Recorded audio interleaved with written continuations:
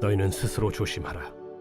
사람들이 너희를 공회에 넘겨주겠고 너희를 회당에서 매질하겠으며 나로 말미암아 너희가 권력자들과 임금들 앞에 서리니 이는 그들에게 증거가 되려 함이라. 또 복음이 먼저 만국에 전파되어야 할 것이니라. 사람들이 너희를 끌어다가 넘겨줄 때 무슨 말을 할까 미리 염려하지 말고 무엇이든지 그때 너희에게 주시는 그 말을 하라. 말하는 이는 너희가 아니요 성령이시니라. 형제가 형제를, 아버지가 자식을 죽는 데 내주며 자식들이 부모를 대적하여 죽게 하리라. 또 너희가 내 이름으로 말미암아 모든 사람에게 미움을 받을 것이나 끝까지 견디는 자는 구원을 받으리라. 멸망에 가증한 것이 서지 못할 곳에 선 것을 보거든 읽는 자는 깨달을진저. 그때 유대에 있는 자들은 산으로 도망할지어다. 지붕 위에 있는 자는 내려가지도 말고 집에 있는 무엇을 가지러 들어가지도 말며 밭에 있는 자는 겉옷을 가지러 뒤로 돌이키지 말지어다. 그날에는 아이 벤 자들과 젖먹이는 자들에게 화가 있으리로다. 여러분 반갑습니다. 오늘도 큐티로 여는 기막힌 하루입니다. 본문 말씀 마가복음 13장 9절부터 17절 말씀입니다. 지금 우리는 예수님이 가르쳐 주시는 종말의 징조에 관한 말씀을 듣고 있습니다. 앞서 말씀에서 주님은 종말이 가까울수록 거짓 교사와 거짓 선지자 그리고 거짓 그리스도가 많이 출현할 것이라고 말씀하셨습니다. 또 각종 자연재해가 더 크게 일어날 것이며 교회와 신자들을 향한 핍박이 거세질 것도 말씀하셨습니다. 그런데 오늘 말씀에서 예수님은 종말이 임박한 때에 보게 될 한 가지 징조를 더 말씀해 주십니다. 그것이 바로 멸망에 가증한 것이 서지 못할 곳에 선 것을 보게 되는 것입니다. 도대체 멸망에 가증한 것이 서지 못할 곳에 선다는 것은 무엇을 의미합니까? 이것을 해석하는 것은 어렵지 않습니다. 이 말의 뜻은 하나님의 교회에 하나님을 대적하는 우상들과 적그리스도가 자리를 차지하여 교회의 거룩함을 더럽히는 것을 의미하는 것입니다. 그러니까 종말의 날이 가까울수록 교회들이 문을 닫고 교회 안에 우상들이 세워지고 악한 자들이 교회를 더럽히는 일들이 일어나게 된다는 것입니다. 그런데 이미 멸망에 가증한 것이 서지 못할 곳에 서는 일이 세계 곳곳에서 일어나고 있습니다. 유럽 교회를 보십시오. 한때 교회를 가득 채우고 있던 신자들이 떠나고 텅텅 비고 말았습니다. 그 결과로 유럽의 많은 교회가 재정난을 버티지 못하고 문을 닫고 있습니다.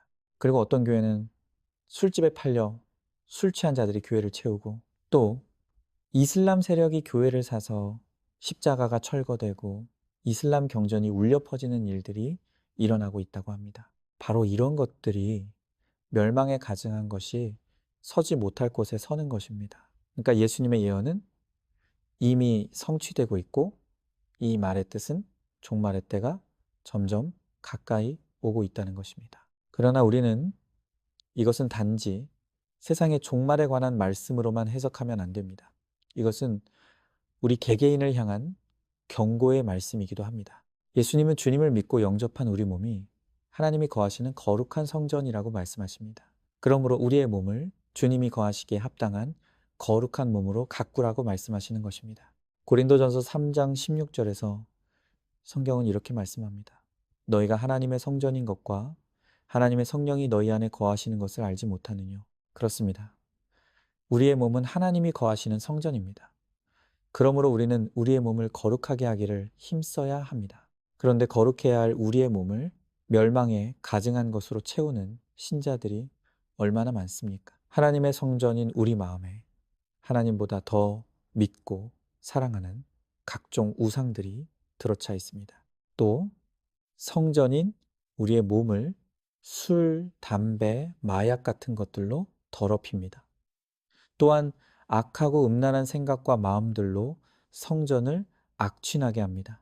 이처럼 하나님이 거하시는 성전인 우리의 몸에 멸망에 가증한 것이 들어와 더럽히면 하나님이 그들을 멸하시겠다라고 말씀하십니다. 고린도전서 3장 17절입니다. 누구든지 하나님의 성전을 더럽히면 하나님이 그 사람을 멸하시리라. 하나님의 성전은 거룩하니 너희도 그러하니라. 제 간증을 하겠습니다. 저는 남들이 사춘기를 겪는다는 중학교 2학년 때 나를 부르시는 하나님의 음성을 깨닫고 목사가 되겠다고 헌신을 다짐했습니다. 처음에는 나 같은 자를 목사로 불러주신 하나님의 은혜에 대한 감사와 감격이 있었습니다. 순수함도 있었습니다. 그런데 언제부터인지 알 수 없지만 제 마음에 서서히 멸망에 가증한 것들이 서기 시작했습니다. 이왕 목사가 되기로 했다면 이 세상에서 성공한 목사, 큰 교회 목사, 인정받는 목사가 되고 싶었습니다. 더 심각한 것은 제 마음을 이런 우상들로 가득 채우고 있으면서도 제 자신이 잘못되어 가고 있다는 것조차도 전혀 인지하지 못했습니다. 아니, 오히려 저는 제가 잘하고 있고 잘 가고 있다고 생각했습니다.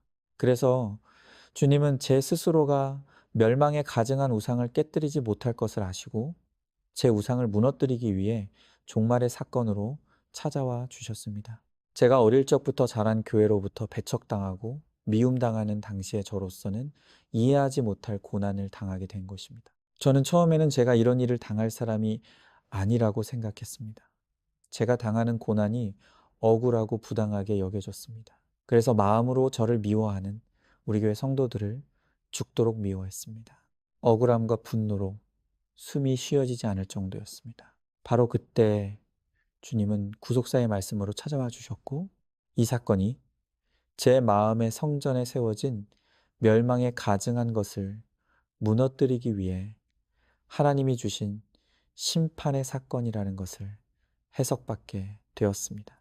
그래서 그때부터 말씀을 통해 드러나는 저의 성공 우상, 야망 우상, 대형교회 우상, 인정과 칭찬의 우상, 물질 우상을 눈물과 회개로 깨뜨리기 시작했습니다. 결국 주님이 저를 불쌍히 여기셔서 제 고난을 감해 주시고 살려주셔서 다시 목회자로 살 수 있는 새 기회를 허락해 주셨습니다. 오늘 여러분들 가운데 저처럼 죽을 것 같은 고난 가운데 고통당하는 분들이 있지 않습니까? 그 고난은 나 죽고 망하라고 주신 고난이 아닙니다. 이 고난은 내 안에 서 있는 멸망이 가증한 우상들을 무너뜨리시고 거룩한 성전으로 다시 세우시기 위해서 꼭 필요해서 허락하신 은혜의 사건인 것입니다. 그러므로 이 종말과 같은 고난이 때에 죽지 않고 살려면 말씀과 공동체의 산으로 도망가야 합니다. 그리고 말씀으로 내 고난의 이유를 해석받아야 합니다. 그리하여 마침내 철저한 회개로 옛사람의 겉옷을 모두 벗고 거룩한 새 사람의 옷을 입어야 합니다. 믿음을 결정하시고 예배를 결정하시고 거룩하기를 결정하십시오. 그러면 심판이 변하여 구원을 얻게 될 것입니다.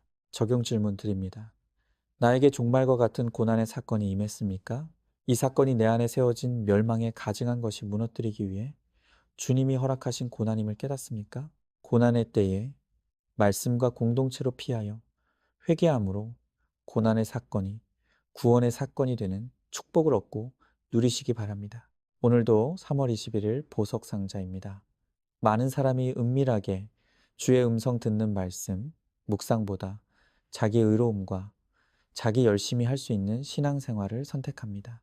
그래서 다른 어떤 성경 공부보다 말씀 묵상은 참으로 좁은 길입니다. 함께 기도하겠습니다. 오늘 주님은 멸망에 가증한 것이 서지 못할 곳에 서는 것이 종말의 징조라고 말씀하십니다. 하나님은 우리 몸이 거룩한 하나님의 성전이라고 하시는데 우리는 하나님이 거하셔야 할 성전 안에 더러운 우상들과 죄들을 가득 채우며 하나님은 진노케 했습니다. 그래서 주님은 우리의 가증한 우상과 음맘과 죄를 무너뜨리시기 위해 종말의 사건을 허락하신다고 합니다. 주님, 우리의 삶에 찾아온 종말의 사건이 내 죄의 결론임을 깨달아 말씀과 공동체 안에서 고난을 해석받게 하시고 회개함으로 고난이 축복이 되는 은혜를 얻게 하여 주시옵소서. 믿사오며 사랑이 많으신 예수님 이름 받들어 기도드리옵니다. 아멘. 오늘도 큐티로 기막힌 하루를 살아내는 하늘가족 공동체 안산중앙교회 모든 성도님 되시기를 주님의 이름으로 축복합니다.